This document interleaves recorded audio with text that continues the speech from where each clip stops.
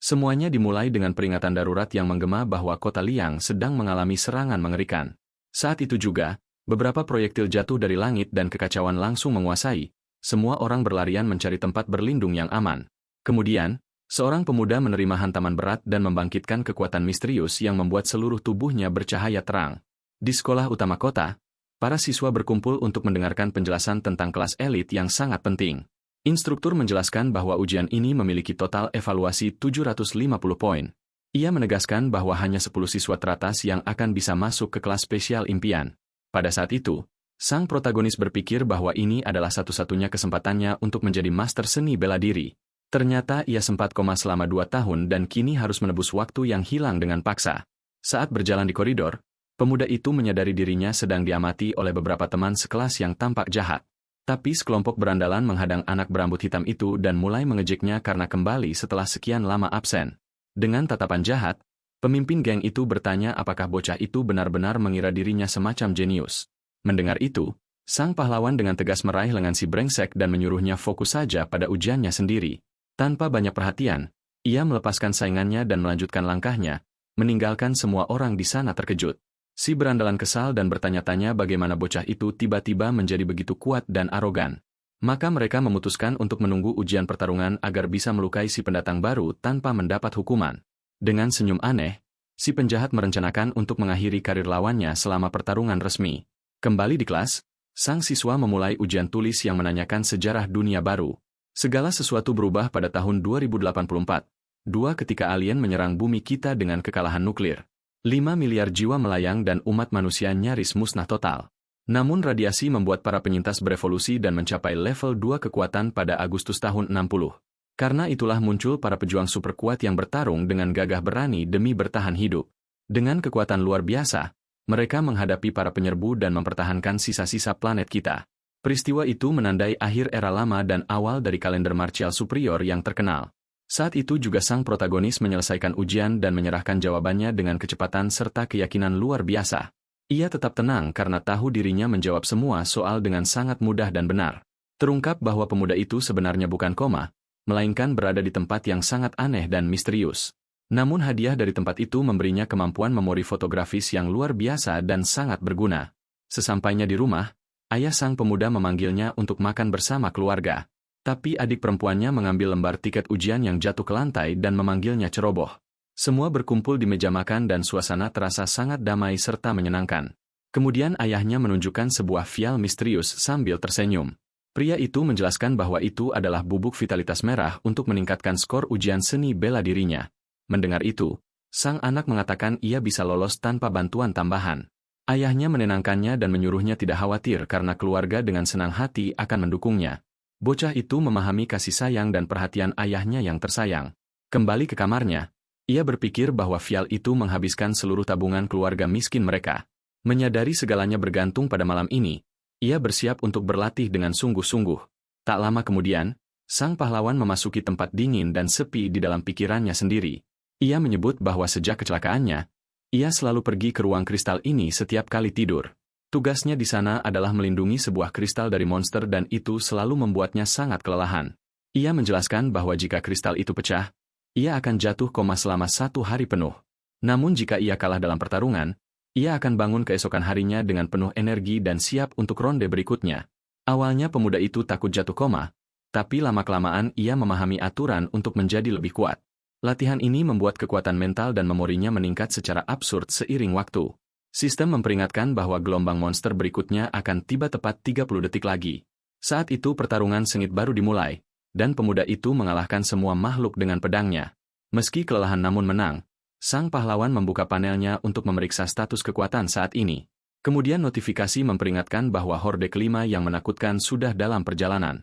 Menganalisis atributnya, ia merasa belum cukup kuat untuk masuk kelas elit.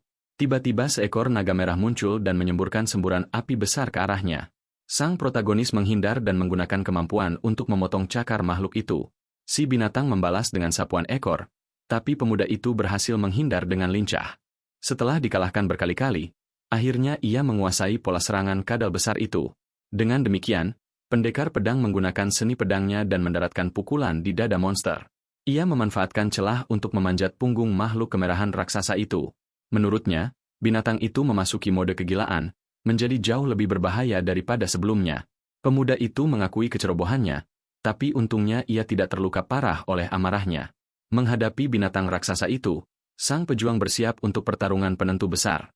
Ia menenangkan diri dan dengan percaya diri berkata bahwa kali ini ia pasti akan memenangkan pertarungan. Dengan tubuh bercahaya biru, ia menyerbu untuk serangan terakhir melawan naga. Ia menerjang dengan pedang terhunus dan membidik tepat kepala makhluk raksasa itu, tapi monster itu cepat dan mencoba menggigitnya. Maka ia menggunakan kecepatannya untuk melarikan diri. Dengan wajah serius, sang pejuang bersiap memanfaatkan keunggulan ukurannya yang kecil. Ia berkata bahwa menjadi kecil punya kelebihan dan dengan mudah menghindar dari semburan api. Kemudian pendekar pedang menggunakan teknik kuat dan melesat untuk serangan sangat akurat.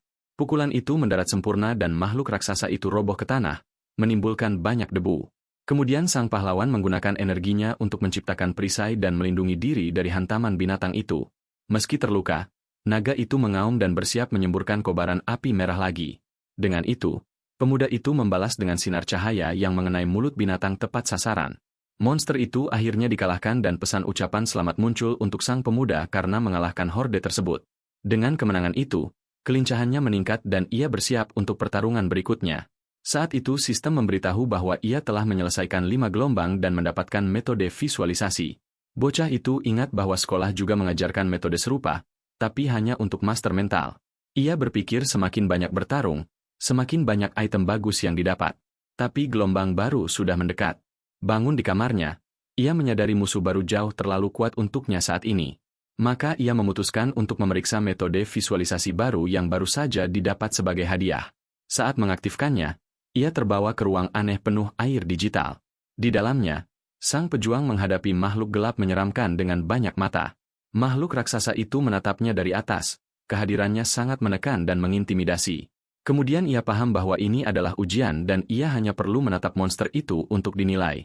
Kembali di kamarnya, pemuda itu bermeditasi dan aura biru terang menyelimuti seluruh tubuhnya. Saat itu adik perempuannya membuka pintu dan memanggilnya untuk makan malam bersama keluarga. Tapi ia terkejut melihat tubuh kakaknya yang kini berotot dan memanggilnya ganteng sambil tersenyum. Ia merasa senang dengan pujian tiba-tiba dari adik kecilnya. Bercanda dengannya, ia bertanya apakah dulu ia tidak ganteng dan mengacak-acak rambut adiknya. Gadis itu jadi malu dan bertanya-tanya kapan kakaknya jadi setampan ini. Ia berpikir ini efek dari metode baru dan mengumumkan akan berangkat ke ujian. Ayahnya mengucapkan selamat jalan sambil tersenyum dan menyuruhnya berhati-hati di jalan. Sesampainya di lokasi ujian, ia memasuki gym sekolah nomor 1 Kota Liang. Sambil meregangkan tubuh, sang pahlawan merasa metode visualisasi telah membuatnya jauh lebih kuat. Saat itu si berandalan mendekat dan mengejeknya karena absen dari sekolah selama 2 tahun. Kelompok brengsek itu mengelilingi anak berambut hitam dan memanggilnya dermawan karena suka menolong yang lemah.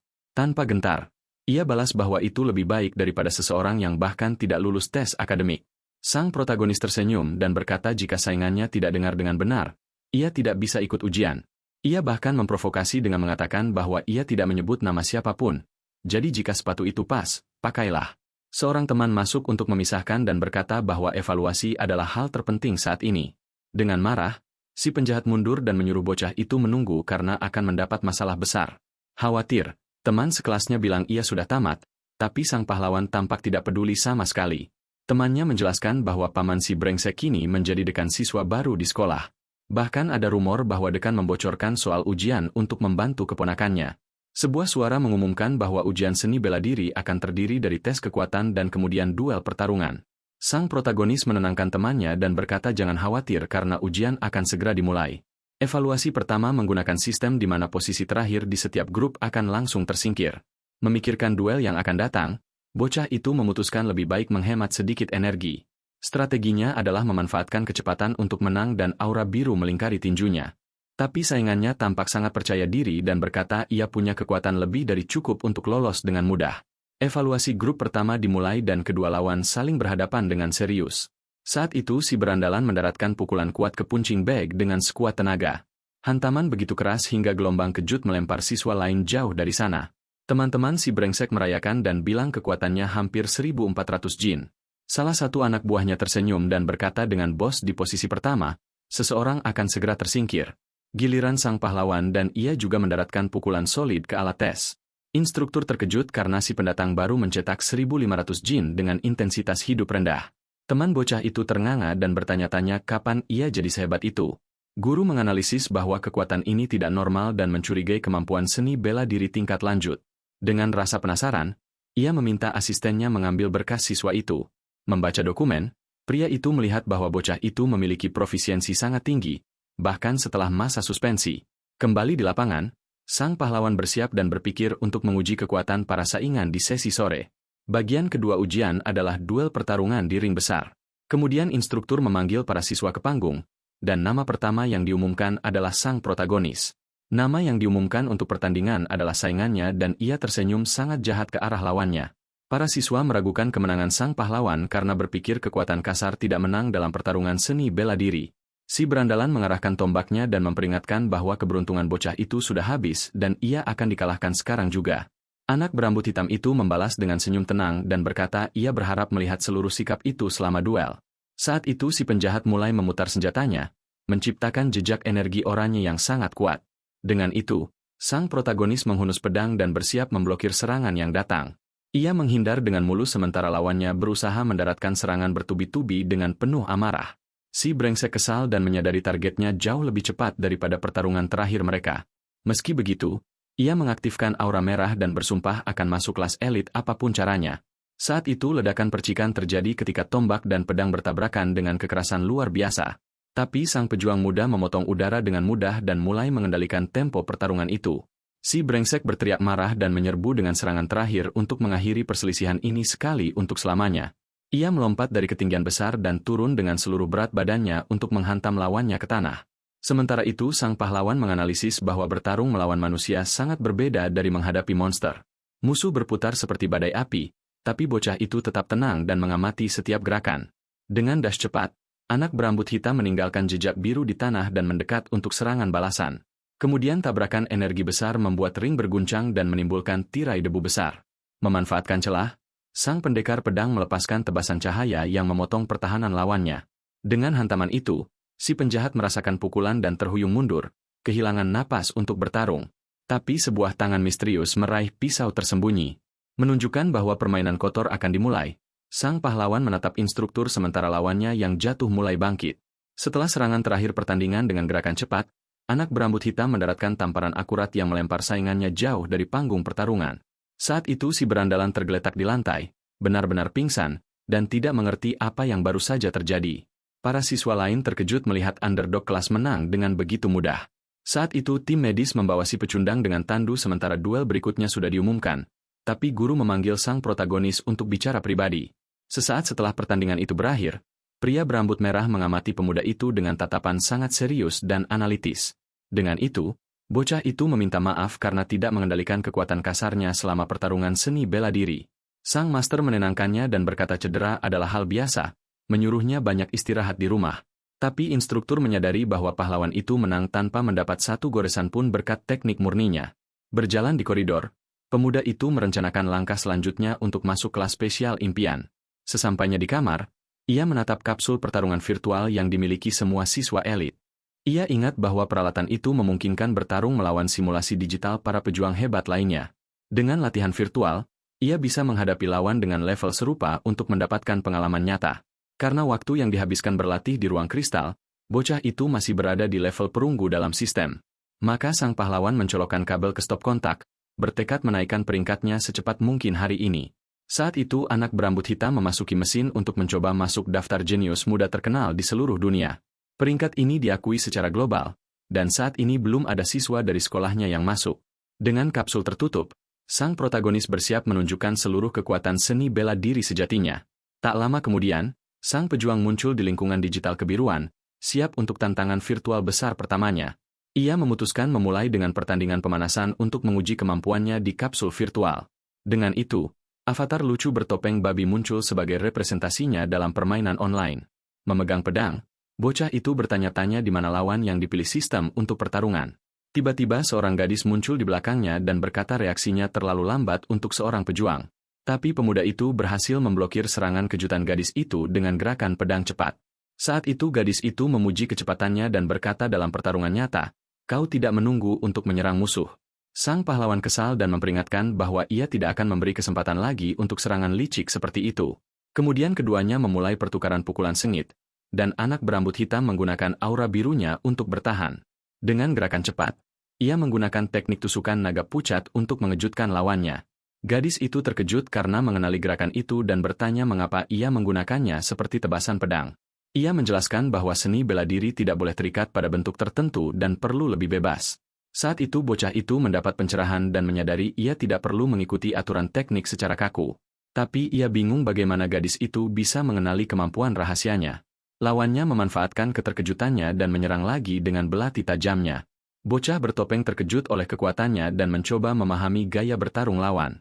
Dengan serangan terakhir, gadis itu mengenainya tepat sasaran dan berkata ia ceroboh selama pertarungan. Skor menunjukkan kekalahan sang pemuda dan ia mengeluh bahwa ia bisa menang jika bukan karena serangan kejutan. Kembali ke menu, ia memikirkan kata-kata gadis itu tentang lebih fokus pada esensi seni bela diri. Pemuda itu ingat bahwa ia belum sepenuhnya menguasai teknik pedang dan atribut silumannya. Maka ia mendapat ide dan memutuskan menguji pemikiran baru ini dalam pertarungan virtual lain. Kali ini tantangannya adalah raksasa kasar yang menggunakan bola besi besar sebagai senjata. Dengan itu bocah itu mengeluh bahwa sistem memasangkannya dengan musuh yang terlalu overpower. Meski begitu ia tidak menyerah dan melesat maju dengan aura biru untuk menjebak si besar dengan serangan. Ia yakin memiliki keunggulan karena seni bela dirinya lebih kuat daripada lawan. Saat itu pemuda itu mencoba serangan lain, tapi pria itu berkata memiliki teknik kuat bukan segalanya dalam pertarungan. Si raksasa memutar senjatanya dan menyerang dengan penuh tenaga, tapi bocah bertopeng tampak punya rencana. Dengan gerakan cepat, sang pahlawan menghindar, dan si besar kesal dengan kelincahan itu.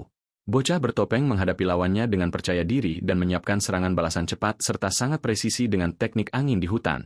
Bocah itu menghindar dari serangan dan mengejutkan musuh dengan kelincahannya. Lawan terkejut bahwa ia menghilang dan sang pahlawan memanfaatkan kesempatan untuk muncul tepat di belakang si besar. Si besar bertanya-tanya bagaimana ia bisa menghilang dan saat itu sang pahlawan menggunakan tusukan naga pucat untuk menang. Dengan kemenangan itu, bocah bertopeng menggunakan teknik tusukan naga pucat dan mengakhiri musuhnya.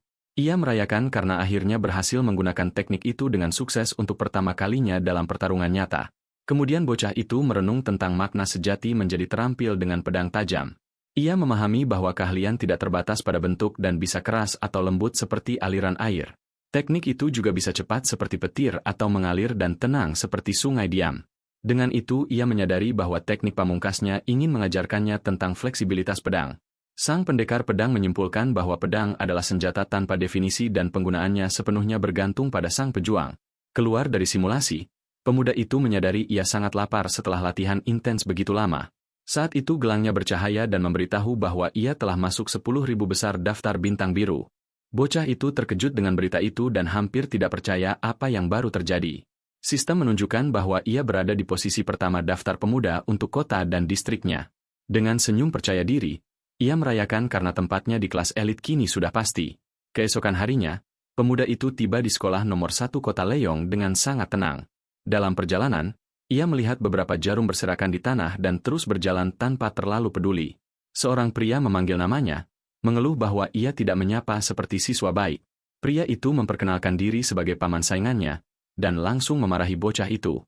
Dengan tatapan bingung, bocah itu menyapa guru dan bertanya-tanya siapa pria itu. Paman saingannya menuduhnya tidak memakai seragam sekolah dengan benar sesuai aturan. Beberapa siswa tertawa melihat situasi itu, dan pria itu langsung memerintahkan semua diam. Saat itu beberapa siswa mulai bergosip dan menyebarkan rumor bahwa sang pahlawan menggunakan zat peningkat performa untuk menang. Guru menggunakan tongkat untuk menghukum bocah itu dan berkata segala yang ia pakai tidak sesuai aturan. Sang protagonis benar-benar tidak mengerti dan berkata pakaiannya sudah sesuai semua aturan sekolah. Pria itu marah dan mencoba memukul pemuda itu, tapi ia menangkap tongkat dengan mudah dan tegas. Paman saingannya mengancam akan mengeluarkannya, tapi suara kuat memotong pertengkaran mereka. Bocah itu memegang tongkat dan dengan tenang bertanya siapa yang mencarinya. Saat itu dua pria penting mendekat, salah satunya kepala sekolah dan yang lain wali kota. Paman saingannya buru-buru menuduh pemuda itu berperilaku buruk di depan semua siswa. Kepala sekolah mengabaikan kekacauan dan menatap bocah itu dengan senyum sangat ramah dan baik. Kemudian kepala sekolah bertanya apakah ia candu yang terkenal dan bocah itu langsung mengonfirmasi identitasnya. Wali kota menjelaskan bahwa mereka datang untuk melihat anak yang meraih peringkat pertama di daftar kota. Semua orang terkejut dengan berita itu dan menyadari bahwa sang protagonis tidak perlu zat peningkat untuk menang. Kepala sekolah mengumumkan bahwa ia akan dipindahkan ke kelas Hungji dan guru yang iri itu ambruk ke lantai. Di ruang rapat, 3 siswa terbaik di kota diperkenalkan kepada para pemimpin daerah. Yang pertama adalah sang pahlawan, yang kedua adalah saingan dari kelas 1, dan yang ketiga adalah teman sekelas sang protagonis. Tanpa benar-benar saling mengenal, ketiga pemuda itu hanya saling mengangguk sebagai salam. Wali kota mulai menjelaskan bahwa 100 kota di distrik akan mengadakan kompetisi antar siswa. Setiap kota akan mengirim 3 siswa terbaik berdasarkan peringkat seni bela diri malam sebelumnya. Turnamen akan diadakan di kota tinggi dan dipimpin oleh seniman bela diri di atas level 15. 10 besar akan mendapat poin tambahan untuk ujian masuk perguruan tinggi dan hadiah uang tunai. Dengan tatapan serius, wali kota bertanya apakah mereka bersedia ikut serta dalam acara besar ini. Teman sekelas sang pahlawan bertanya mengapa kompetisi tidak menggunakan format pertarungan virtual sekolah. Pria itu menjawab bahwa pertarungan nyata lebih efektif dan akan ada perlindungan untuk para siswa. Bocah itu menganalisis bahwa dengan level saat ini dan latihan harian, ia bisa masuk 3 besar. Wali kota juga mencatat bahwa meski tanpa kemenangan, turnamen ini berguna untuk mengukur level para pesaing. Dengan senyum percaya diri, sang protagonis mengangkat tangan dan mengonfirmasi keikutsertaannya dalam acara tersebut. 2 siswa lain juga setuju untuk ikut serta dalam tantangan 100 kota. Pemimpin itu merayakan dan berkata bahwa pahlawan sejati muncul dari pejuang muda seperti mereka. Di luar koridor, anak berambut hitam berpikir ini adalah kesempatannya untuk membantu keluarga secara finansial. Dengan tekad kuat, ia bersumpah akan masuk 3 besar di turnamen untuk mengubah hidupnya. Saat itu ia menyadari meja-meja tidak ada nama dan memutuskan duduk di tempat kosong mana saja untuk sementara. Tapi tiba-tiba seseorang berteriak menyuruhnya minggir dan bertanya apakah si pendatang baru mengira dirinya layak duduk di sana. Kemudian seorang siswa raksasa menatapnya dari atas dengan pandangan sangat mengintimidasi dan superior. Dengan itu, anak berambut hitam tidak mundur dan menatap balik si besar, menunjukkan ia tidak takut provokasi apapun. Saat itu sang pahlawan bertanya-tanya di era apa mereka hidup hingga seseorang masih mencoba membuli di sekolah. Pada saat itu teman sekelas sang pahlawan masuk, menjelaskan bahwa si pendatang baru belum tahu aturan kelas. Terkejut, sang protagonis menyadari bahwa pemuda lain itu mendekat tanpa suara dan memiliki level kekuatan sangat tinggi. Maka si raksasa memutuskan untuk membiarkan sang pahlawan sendirian untuk saat ini hanya karena campur tangan teman sekelasnya. Dengan itu temannya menjelaskan bahwa di kelas elit, hierarki ditentukan oleh nomor kursi masing-masing orang. Ia berkata bahwa 10 terbawah dalam peringkat bulanan harus belajar berdiri selama 1 bulan penuh. Saat itu, bocah itu terkesan oleh tekanan kompetitif yang sangat besar di dalam kelas ini. Namun teman sekelasnya memperingatkan bahwa sekarang di awal bulan, pemuda itu harus menantang seseorang untuk merebut tempat duduknya. Penasaran, sang protagonis bertanya apakah ada keuntungan lain selain bisa duduk selama semua pelajaran, karena ia pikir jawabannya akan menentukan seberapa besar kekuatan yang harus ia gunakan pada duel berikutnya. Teman itu mengonfirmasi bahwa semakin tinggi peringkatmu, semakin baik pula hadiah yang akan diterima siswa. Ia menjelaskan bahwa posisi menentukan jumlah sumber daya yang akan diterima siswa sepanjang bulan. Melihat bahwa ada sumber daya berharga dipertaruhkan, anak berambut hitam itu memutuskan bahwa layak untuk merebut kursi terbaik. Dengan itu, instruktur mengumumkan bahwa kelas akan segera dimulai dan memerintahkan semua orang menuju ruang pertarungan di sebelah. Saat itu sang master menjelaskan bahwa penantang boleh bertarung 3 kali dan akan mendapatkan nomor berdasarkan kekuatannya. Kemudian anak berambut hitam mengangkat tangan dengan percaya diri dan mengumumkan bahwa ia ingin menantang siswa peringkat 10 di kelas. Instruktur berkeringat melihat tantangan itu dan khawatir dengan keberanian si pendatang baru yang luar biasa. Para siswa terkejut karena tak ada yang menduga tantangan langsung terhadap 10 besar. Sang master menilai bahwa kemampuannya bagus, tapi energi vital bocah itu cukup rendah. Fokus pada hadiah, anak berambut hitam menyadari bahwa posisi 10 mendapat jauh lebih banyak sumber daya. Saat itu sang pejuang muda memutuskan bahwa risikonya sepadan dengan hadiahnya dan bersiap untuk duel.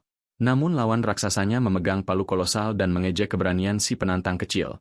Ia menatap sang pahlawan dengan jijik dan bertanya-tanya apakah si pendatang benar-benar tahu apa yang akan ia hadapi. Si berandalan tertawa keras dan memperingatkan bahwa nasib buruk bocah itu dimulai sejak ia membuka mulut. Dengan tatapan serius, instruktur memerintahkan si besar untuk memakai perlengkapan dan masuk arena segera. Sang master tersenyum, berpikir kekalahan ini akan menjadi pelajaran pahit bagi sang pahlawan. Saat itu juga, lawan berjalan ke tengah ring sambil menyeret senjata beratnya dengan mudah. Keduanya siap, sinyal mulai berbunyi dan ketegangan menguasai seluruh gym sekolah. Si penjahat berteriak bahwa ia akan membuat sang pahlawan menangis dan memohon ampun di depan semua orang. Tapi sang protagonis mengaktifkan aura birunya dan dengan tenang membalas bahwa kita akan lihat siapa yang jatuh lebih dulu. Pada saat itu, bocah itu mengamati pantulan serangan yang datang dan tetap fokus total pada gerakan. Si besar menghantam dengan sekuat tenaga dan berkata reaksi anak berambut hitam terlalu lambat untuk petarung elit. Para teman sekelas berkomentar bahwa kesenjangan kemampuan di antara keduanya sangat besar dan akhir sudah dekat. Di sisi lain, instruktur menyadari bahwa level kehidupan sang pahlawan naik sangat cepat hanya dalam 1 hari. Si penjahat sudah merayakan kemenangan dini dan berteriak bahwa pertandingan sudah selesai bagi lawannya, tapi hantaman palu menimbulkan debu dan sang pahlawan bergerak dengan kecepatan luar biasa di sana. Si berandalan benar-benar terkejut dan mengeluarkan jeritan kaget melihat gerakan cepat anak berambut hitam. Saat itu si raksasa mencoba serangan terakhir. Tapi pemuda itu dengan mulus menunduk dan menyiapkan tekniknya sendiri. Dengan senyum percaya diri, sang pahlawan menyadari momen sempurna untuk serangan balasan telah tiba. Kemudian bocah itu melepaskan ledakan energi biru yang menghantam dada lawannya dengan kekuatan absurd. Dengan hantaman itu, si besar terlempar ke udara dan melayang beberapa meter dari ring. Si penjahat mendarat keras di lantai arena dan langsung pingsan setelah menerima satu serangan itu. Saat itu semua orang menyadari ia menggunakan tusukan naga pucat dengan penguasaan yang benar-benar luar biasa, tapi instruktur meraih lengan sang protagonis dan bertanya bagaimana ia bisa mencapai level 1 begitu cepat. Ia menatap pemuda itu dengan ekspresi murni kagum, karena berevolusi sebanyak itu dalam semalam hampir mustahil. Dengan ekspresi bingung, anak berambut hitam menunjuk dirinya sendiri dan bertanya apakah master sedang berbicara dengannya. Kemudian guru itu mengumpulkan diri dan mengumumkan dengan lantang bahwa pemenang besar duel ini adalah siswa Chen Du. Saat itu kerumunan siswa mulai bergosip tentang bagaimana seseorang dengan level lebih rendah bisa mengalahkan yang begitu kuat.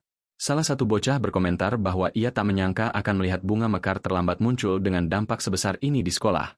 Instruktur bertanya apakah ia ingin melanjutkan tantangan, tapi sang pahlawan memutuskan berhenti di peringkat 10 hari ini. Saat itu seorang teman sekelas yang memakai topi rajut mendekat dengan ponselnya dan meminta untuk menambahkan anak berambut hitam di media sosial. Dengan senyum canggung, bocah itu menerima undangan sementara siswa lain juga berusaha berteman. Tiba-tiba si yang kalah melemparkan diri ke kaki sang protagonis dan memohon ampun dengan cara sangat memalukan. Sementara itu sang Lichtmaster mengamati bocah itu dari kejauhan dengan pikiran sangat misterius. Tapi ia mengumumkan bahwa siswa itu harus datang ke kantornya. Setelah semua selesai, kelas berakhir untuk hari itu. Di kantor, sang pahlawan menemukan seorang pria elegan yang duduk di sana dan menyuruhnya masuk serta merasa seperti di rumah sendiri. Instruktur bertanya kepada kepala sekolah tentang kuota penerimaan khusus untuk universitas terbaik di negara.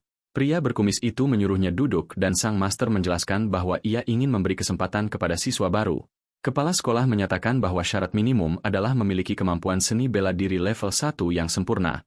Tapi guru itu bersikeras dan menyuruh atasannya menguji pemuda itu karena ia punya peralatan untuk itu. Maka kepala sekolah menunjuk boneka uji dan meminta bocah itu menggunakan gerakan yang sama persis seperti dalam pertarungan tadi. Dengan ekspresi serius, bocah itu fokus dan menyiapkan seluruh kekuatannya untuk ujian saat ini. Matanya bersinar penuh tekad saat ia menyalurkan semua energinya untuk pukulan penentu. Dengan itu sang pejuang muda menggenggam pedangnya dan bersiap menunjukkan kekuatan sejatinya di sana. Ia menggunakan tusukan naga pucat dan ledakan energi biru menghancurkan boneka uji. Kepala sekolah terpana karena si pendatang baru mencapai level sempurna hanya dalam semalam latihan. Dengan wajah malu, bocah itu meminta maaf karena merusak peralatan, tapi ia tak menyangka akan sekuat itu. Bersemangat, sang master berteriak bahwa bocah itu jenius pertarungan dan instingnya sangat langka. Ia berkata belum pernah melihat siswa dengan insting setajam itu dan bocah itu tegang mendengar pujian. Kepala sekolah setuju dan memutuskan memberinya sumber daya peringkat pertama untuk latihan khususnya. Dengan tatapan bingung, sang protagonis mengangkat tangan dan bertanya apa itu penerimaan khusus. Sang master menjelaskan bahwa untuk masuk sekolah top, seseorang perlu memiliki level kehidupan sangat tinggi. Pemuda itu mendengarkan dengan saksama karena tahu levelnya saat ini masih jauh dari yang dibutuhkan. Tapi dengan penerimaan khusus, ia hanya perlu mencapai level sempurna 1 bulan sebelum ujian akhir. Bocah itu kemudian bertanya apakah ia bisa masuk Universitas Gunung Hong jika lolos penerimaan ini. Sang guru bingung dan tak mengerti mengapa, karena sumber daya di semua universitas itu cukup mirip. Ia teringat tragedi masa lalu sementara kilat menyinari langit kenangan gelapnya. 6 tahun lalu, kota Danau Barat mengalami serangan mendadak dari ras raksasa mengerikan. Dengan itu para pahlawan lokal dan dari kota tetangga bergabung untuk melawan ancaman besar. Tapi kekuatan musuh sangat masif, dan ratusan ribu jiwa melayang dalam pertempuran. Dengan kenangan ini, pemuda itu berharap keluarganya bisa hidup damai dan aman. Ia juga ingin menjadi cukup kuat untuk melindungi kotanya dari krisis besar apapun. Saat itu instruktur menyadari bahwa bocah itu adalah pemuda bertanggung jawab yang mampu melakukan hal besar di masa depan. Sang master memahami bahwa pola pikir seperti ini biasanya datang dari seseorang yang sudah kehilangan segalanya dalam hidup. Kepala sekolah menjelaskan bahwa penerimaan khusus akan mengikatnya hanya pada salah satu dari dua sekolah itu. Dengan itu sang guru berkata bahwa jika ia berprestasi di turnamen, tempat dan skornya akan terjamin. Dengan senyum di wajahnya, bocah itu berterima kasih kepada kepala sekolah dan sang master, mengatakan ia akan memikirkannya. Keluar dari sekolah, ia merenung bahwa turnamen 100 kota masih lebih dari sebulan lagi. Maka sang pejuang memutuskan tinggal di asrama khusus sekolah untuk fokus sepenuhnya pada latihannya. Ia berpikir untuk menggunakan obat-obatan guna mempercepat kemajuan dan pergi ke Istana Martial Teknologi. Ternyata ada 3 kekuatan besar yang melindungi umat manusia dan Istana Martial Ekstrim adalah salah satunya. Yang kedua adalah Istana Martial Teknologi yang fokus meningkatkan kekuatan umat manusia, dan yang ketiga adalah aliansi seniman martial yang bertanggung jawab menjaga ketertiban umum. Pemuda itu ingat bahwa pendiri Istana Teknologi adalah seorang jenius yang sangat membantu umat manusia. Sesampainya di tempat itu, ia meminta membeli 3 kotak pil darah dan petir langka. Petugas wanita ternganga karena tak menyangka pemuda semuda itu membeli barang tersebut. Petugas memperingatkan bahwa untuk membeli pil itu, ia harus lulus tes ketahanan terlebih dahulu. Ia menjelaskan bahwa jika pengguna kehilangan fokus selama 30 menit, energi petir bisa fatal. Karena risikonya, pemuda itu perlu lulus tes dan ia meletakkan tangannya di mesin dengan tatapan percaya diri. Bocah itu memberitahu gadis itu bahwa ia benar-benar siap untuk tantangan saat ini. Saat itu ia memulai tes di mesin dan petugas mengamati semuanya dengan penuh perhatian dan rasa ingin tahu. Tapi peralatan rusak dan gadis itu terkejut oleh ketahanan luar biasa pemuda itu. Maka anak berambut hitam keluar dari ruangan dan menelepon dukungan teknis, memberitahu bahwa mesin mereka rusak lagi. Kembali di kamarnya, sang pejuang membaca petunjuk dan melihat bahwa maksimum 3 pil sehari untuk efeknya. Ia berpikir tes toko itu mudah dan rasa sakitnya hanya 50% dari 1 pil. Dengan itu ia memutuskan menelan ketiganya sekaligus karena yakin bisa menahan 10 kali lipat rasa sakit. Tapi seketika setelah menelan obat, rasa sakit tak tertahankan menyerang tubuhnya dan membuatnya terkejut. Saat itu banyak kilat biru menyelimuti bocah itu dan ia berteriak saat merasakan setiap otot berkontraksi kuat, bahkan mengeluarkan keringat dingin. Pemuda itu tersenyum dengan tatapan menantang dan bertanya apakah itu saja yang bisa dilakukan pil. Setelah beberapa saat, rasa sakit akhirnya mereda dan ia menghela napas lega karena berhasil bertahan sampai akhir. Notifikasi memberitahu bahwa intensitas kehidupannya naik dan ia merayakan karena semakin dekat dengan tujuannya. Tapi ia menyadari tubuhnya hanya bisa menahan pil selama 10 hari dan uangnya hanya cukup untuk 55 hari. Karena itu ia paham perlu masuk 2 besar di turnamen agar bisa melanjutkan. Efek samping pil membuatnya sementara tak bisa bergerak karena lonjakan energi. Karena tubuh fisiknya kelelahan, ia memutuskan masuk ruang kristal untuk melatih pikirannya sedikit. Tapi tiba-tiba seseorang mengetuk pintu kamarnya sangat keras dan mengganggunya seketika. Keesokan harinya, sang pahlawan berpikir bahwa meski belum mengalahkan raksasa, kekuatan mentalnya sudah meningkat banyak. Dengan itu ia duduk dan merenung tentang latihannya serta kedatangan sumber daya sekolah. Ia ingat bahwa subsidi akhirnya tiba dan ia sangat ingin memulai kelas hari ini. Di kelas, guru berambut merah mengumumkan bahwa ia akan mengajarkan metode pertarungan tingkat lanjut. Saat itu bocah itu menyadari kekuatan instruktur di atas level 15 dan sangat terkesan. Ia menjelaskan bahwa semakin tinggi kemampuan martialmu, semakin sulit mengembangkan kekuatan fisik. Karena itu kekuatan mental mengonsentrasikan seluruh kekuatan ke satu titik untuk meningkatkan daya ledak. Kemampuan menggunakan setiap tetes kekuatan di tubuh ini dikenal sebagai keterikatan kekuatan mental. Tapi wanita itu memperingatkan agar tidak fokus ke situ sekarang karena intensitas kehidupan lebih penting. Kemudian instruktur berkata ia akan menguji kekuatan mental semua siswa dan memerintahkan mereka berdiri. Ia akan menggunakan seruling untuk memainkan lagu kelelahan dan mengukur ketahanan semua orang di sana. Dengan senyum, ia berkata si pendatang baru boleh memilih tidak ikut karena tak akan memengaruhi nilainya. Pemuda itu bingung, tak mengerti mengapa opsi itu hanya ditawarkan kepadanya saat ini. Ia menyimpulkan bahwa ia diremehkan dan dengan senyum percaya diri mengumumkan akan ikut tes. Guru itu berpikir ia terlalu kompetitif dan siswa lain masih pemula dalam hal ini. Ia memutuskan mengawasinya untuk membantu saat ia gagal dan bersiap mulai bermain. Dengan tatapan tekad, sang protagonis bersiap menahan dengan seluruh kekuatan mentalnya. Saat itu siswa lain bersorak antusias dan bersiap menunjukkan seluruh kekuatan mereka. Instruktur mulai memainkan lagu kelelahan dan energi ungu menyelimuti seluruh tubuhnya. Anak berambut hitam mendengarkan melodi dengan tenang dan tampak sama sekali tak terpengaruh oleh kemampuannya. Sosok gelap dan raksasa muncul di belakang bocah itu dan menantangnya pada pertarungan mental sengit. Saat itu sang pahlawan terkejut tapi bersiap melawan hipnosis fisik instruktur. Dengan tendangan kuat, ia menyerang sosok bayangan dan mengenali teknik yang digunakan guru. Ia tersenyum percaya diri dan menyerbu musuh untuk menunjukkan seluruh kekuatan dan kemampuannya. Wanita itu terkejut melihat bahwa ia tak hanya bertahan, tapi juga bisa bertarung seimbang. Dengan senyum tenang, sang pejuang muda membuktikan bahwa tekanan mentalnya sama sekali tak berarti baginya. Terpesona, guru itu mengakui bahwa kekuatan mental bocah itu jauh lebih kuat daripada yang ia bayangkan, maka ia memutuskan menaikkan level kemampuan untuk menguji batas sejati siswa baru. Sementara itu beberapa siswa ambruk lantai, kelelahan dan tak bisa bangun karena tekanan. Instruktur menyadari sebagian besar tak tahan, tapi memfokuskan perhatian pada satu-satunya yang masih berdiri. Dengan tatapan penasaran, ia bertanya-tanya apakah pemuda itu bisa menahan level kekuatan baru ini. Wanita itu terpana karena meski kekuatan dinaikkan, anak berambut hitam tetap berdiri tanpa masalah. Teman sekelas bergosip bahwa pemuda itu miskin dan tak punya cara membeli barang untuk melatih kekuatan mental. Saat itu si besar yang kalah darinya merayakan karena kekuatan sang pahlawan membuktikan ia tak lemah. Teman sekelas sang protagonis menatap saingannya dan keduanya bersiap untuk bentrokan kekuatan mental. Si berandalan jatuh kelelahan ke tanah dan guru berpikir si pendatang baru bertahan lebih lama daripada siswa top di kelas. Dengan tatapan serius, ia memutuskan menguji kekuatan mental level 8 untuk melihat apakah ia bisa menahan tekanan. Bocah itu merasakan kekuatan meningkat dan mulai terengah-engah karena tingkat kesulitan tes baru. Tapi aura birunya bersinar dan ia memanggil raksasa energinya sendiri untuk melawan guru. Dengan itu kedua raksasa energi memulai pertempuran epik dengan banyak pukulan dan ledakan kekuatan. Raksasa energi guru menyerang dengan pukulan berat dan bocah itu merasakan tekanan menghancurkan. Dari hantaman itu ia mengeluarkan keringat dingin dan menyadari ia mendekati batas ketahanan maksimalnya. Saat itu pemuda itu jatuh berlutut, terengah-engah dan kehabisan tenaga untuk terus melawan tekanan itu.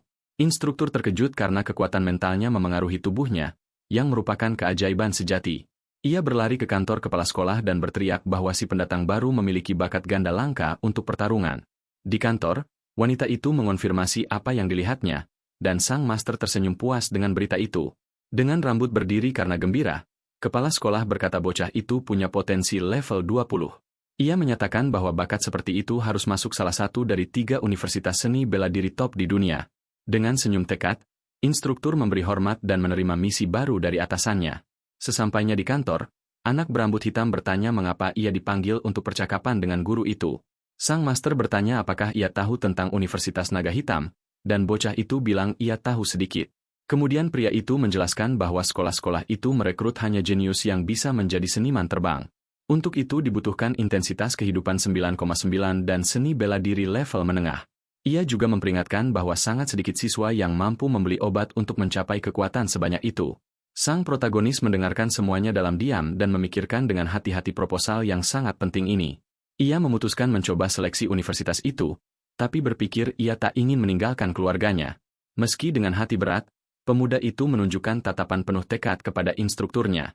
Sang master mendorongnya dan berkata ia bisa menggunakan sekolah lain sebagai rencana cadangan di masa depan. Turnamen 100 kota akan berlangsung dalam 1 bulan dan ia perlu fokus ke situ untuk sekarang.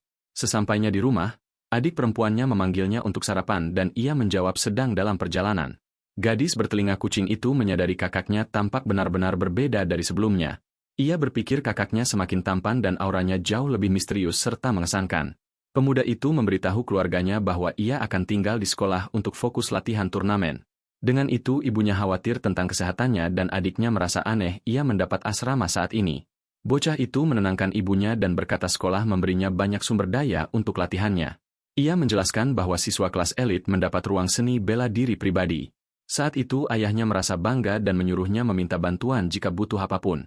Dengan senyum di wajahnya, pria itu menyuruh anaknya terus maju dengan tekad. Pemuda itu menyelesaikan makan dan mengumumkan sudah berangkat ke sekolah untuk berlatih keras. Kemudian keluarganya mengucapkan selamat tinggal dan mendoakan bocah itu sukses dalam tantangan kekuatan barunya. Sesampainya di sekolah, ia melihat sumber dayanya dan berpikir bahwa seni bela diri adalah olahraga untuk orang kaya. Sang pejuang menggunakan kartu aksesnya untuk masuk ruang latihan khusus barunya. Dengan itu ia memutuskan bahwa mulai sekarang ia akan fokus sepenuhnya pada latihan intensifnya. Begitu masuk ruangan, bocah itu meminta sistem kecerdasan buatan menaikkan gravitasi. Kemudian boneka latihan muncul dan sistem mengonfirmasi perintah tuan barunya. Pemuda itu merasakan beban di tubuhnya dan merasa menarik bertarung dalam kondisi ekstrim seperti itu. Saat itu robot tinju baru muncul dan ronde latihan keempat akhirnya dimulai. Ia memblokir pukulan tapi menyadari tak bisa menerima serangan secara langsung di bawah gravitasi itu. Dengan itu sang pahlawan menghindar dari pukulan dan memutuskan mengubah lintasan serangannya untuk menang. Tapi robot menganalisisnya dan menyarankan mengurangi gerakan tak perlu agar bisa bertarung. Robot menyerang tinggi dan rendah sekaligus, menutup semua jalur pelarian bagi pahlawan kita karena ia tak bisa menghindar. Bocah itu memutuskan membuat lawan mekanis itu juga merasakan beban gravitasi ganda. Menginjak lantai keras, ia mengaktifkan perintah dan tekanan di ruangan melonjak drastis saat itu. Dengan itu sang pejuang muda menggunakan pedangnya untuk memblokir hantaman dan melancarkan serangan balik ke musuh mekanis. Lawan logam itu jatuh berlutut, mengeluarkan banyak asap dan tampak akhirnya dikalahkan. Tapi mata mesin itu menyala merah, menunjukkan ia akan menggunakan cara tempur terakhirnya. Saat itu robot meraih anak berambut hitam dengan sekuat tenaga, dan ia marah karena kecurangan mendadak ini. Terjepit di lantai, sang pahlawan memerintahkan sistem mematikan status gravitasi agar ia bisa bernapas. Merasa tubuhnya dibatas, pemuda itu memutuskan menggunakan metode visualisasi untuk memperkuat pikirannya. Terbawa ke ruang gelap, sang pejuang menghadapi kedalaman laut merah misterius. Di depan monster raksasa, ia berteriak meminta poin pengalaman untuk naik level. Kembali ke dunia nyata, notifikasi memperingatkan bahwa kekuatan mentalnya meningkat saat ia bermeditasi dengan tenang. Berusaha berdiri, bocah itu menyadari kakinya benar-benar kebas dan merasakan ketidaknyamanan mengganggu. Secara mental kelelahan, anak berambut hitam menyadari tubuh fisiknya belum sepenuhnya pulih dari latihan berat. Tanpa pilihan lain, sang protagonis membaringkan diri di lantai dan memutuskan tidur sebentar untuk memulihkan energinya. Membuka mata tak lama kemudian, bocah itu merasa segar kembali dan siap menghadapi tantangan seni bela diri baru. Ia masuk ruang kristal sekali lagi.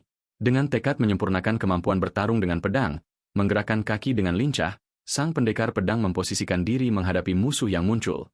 Raksasa api hijau muncul dan sang pahlawan ingat dulu ia tak bisa mengalahkan satu pun dari mereka. Tapi kali ini ia menggenggam senjatanya erat dan bersumpah akan menguji kekuatannya melawan binatang-binatang ini.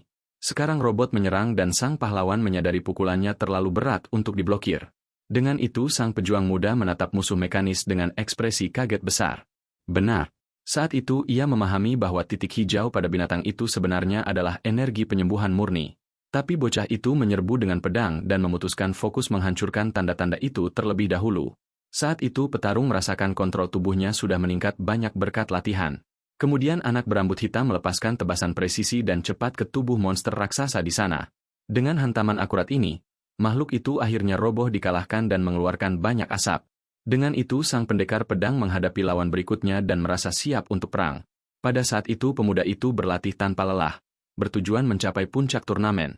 Akhirnya hari kompetisi 100 kota tiba dan kota tinggi dipadati orang.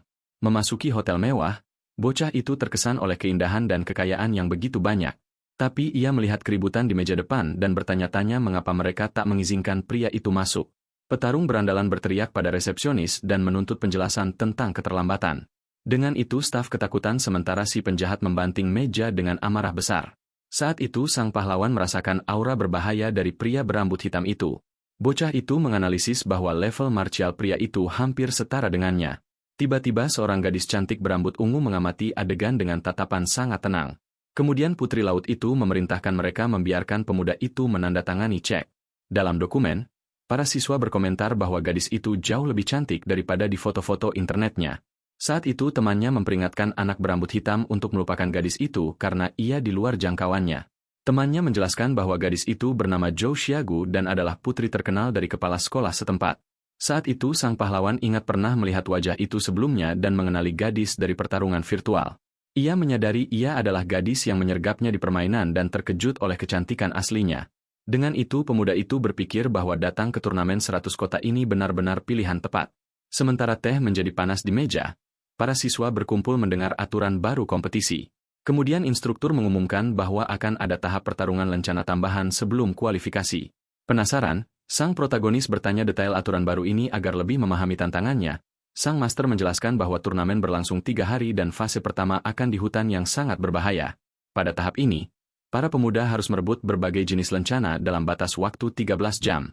Setelah mengamankan barang-barang itu, Mereka harus bergegas menuju garis finish untuk mengamankan kualifikasi. Saat itu sang pahlawan bertanya berapa total jumlah lencana dan mengetahui bahwa hanya 50 tim yang akan lolos. Guru memperingatkan bahwa babak kedua akan berupa sistem gugur 1 lawan 1 dengan istirahat yang sangat sedikit.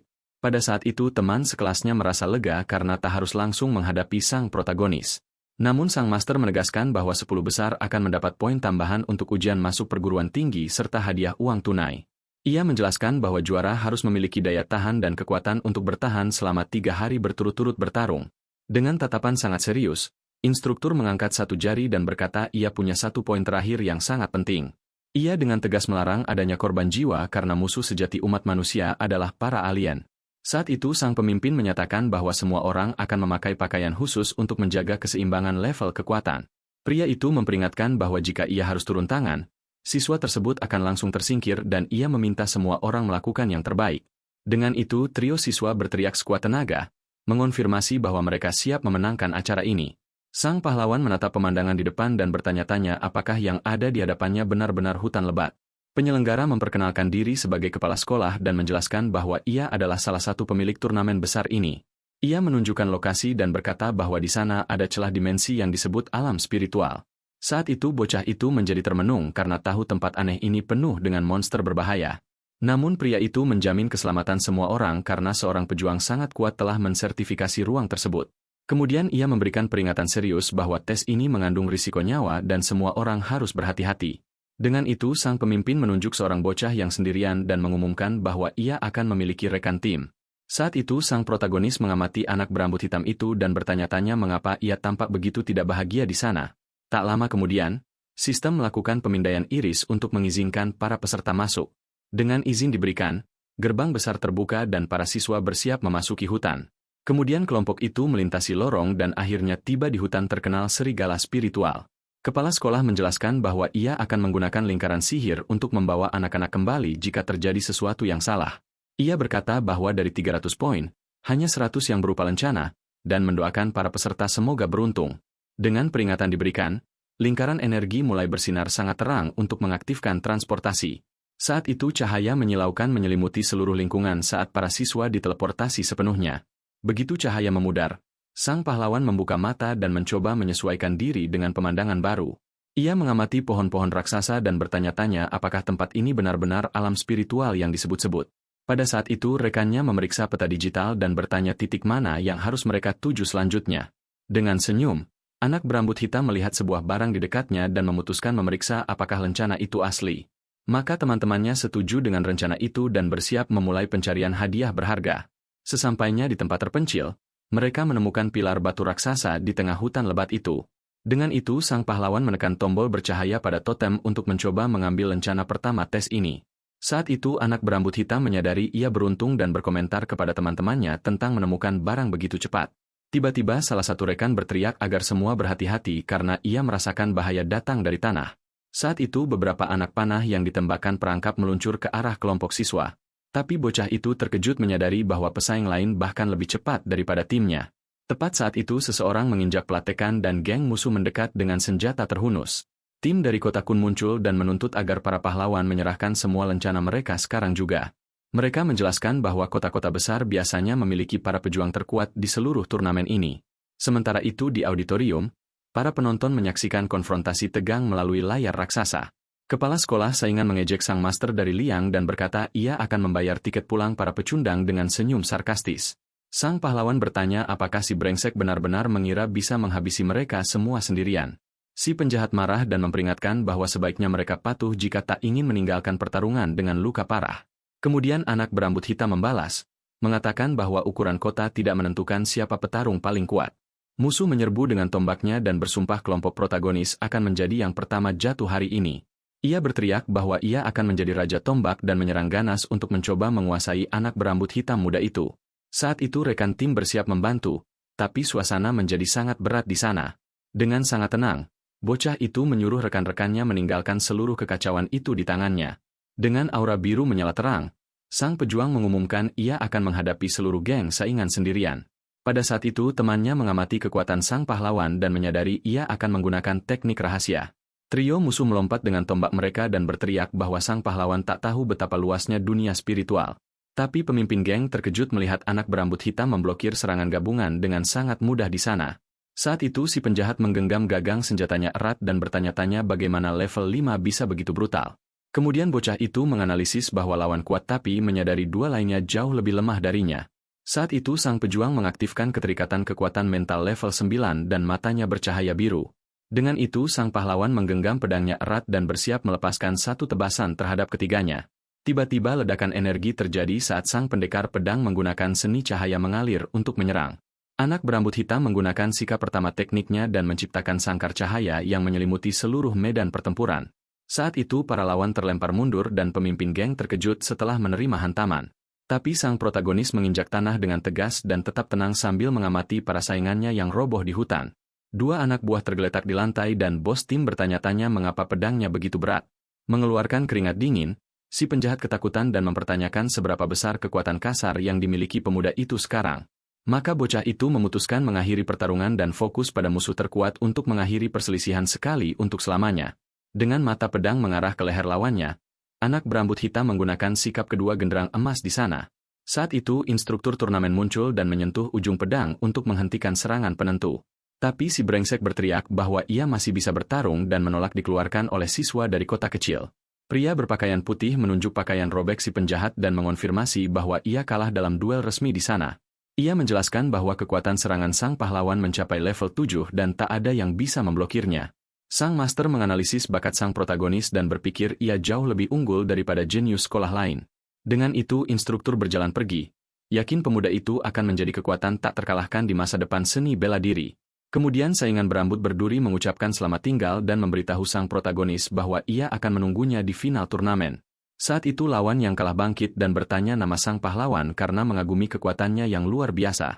Dengan senyum percaya diri, anak berambut hitam membalas bahwa namanya adalah peringkat pertama kejuaraan mendatang. Kembali di auditorium, para penonton melihat hasil pertarungan dengan kemenangan pahlawan kita yang berani. Kemudian instruktur saingan mengejek sang master dari Leang dan bertanya kapan ia ingin tiket pulangnya. Salah satu pemimpin berkomentar bahwa ada 4 siswa sempurna, tapi yang lain membetulkannya, mengatakan hanya ada 3. Para penonton bingung karena tim Liang sudah menuju pintu keluar hanya dengan satu lencana. Teman sekelas terkejut dengan rencana anak berambut hitam dan bertanya apakah ia akan menghadapi Wu Zhang di sana. Bocah itu menjelaskan bahwa dengan kekuatannya, mendapatkan 2 lencana akan mudah, tapi ia punya tujuan lain dalam pikiran. Dengan tatapan tekad, pemuda itu mengungkapkan bahwa rencana sebenarnya adalah memenangkan seluruh kejuaraan. Ia menjelaskan bahwa ia benar-benar membutuhkan hadiah 1 juta untuk membantu keluarganya hidup lebih baik. Sang pahlawan mengangkat 3 jari dan mulai menjelaskan strateginya kepada teman-teman yang bersamanya. Ia berkata 3 yang terkuat berasal dari kota lain dan menyergap salah satunya sekarang adalah peluang terbaik mereka.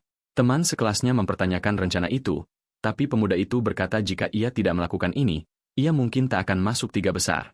Ia menjelaskan logika turnamen dan bagaimana para pemain terkuat tidak saling berhadapan di fase kedua. Ia menduga turnamen ini dimanipulasi untuk menguntungkan tuan rumah dari kota tinggi dalam kompetisi.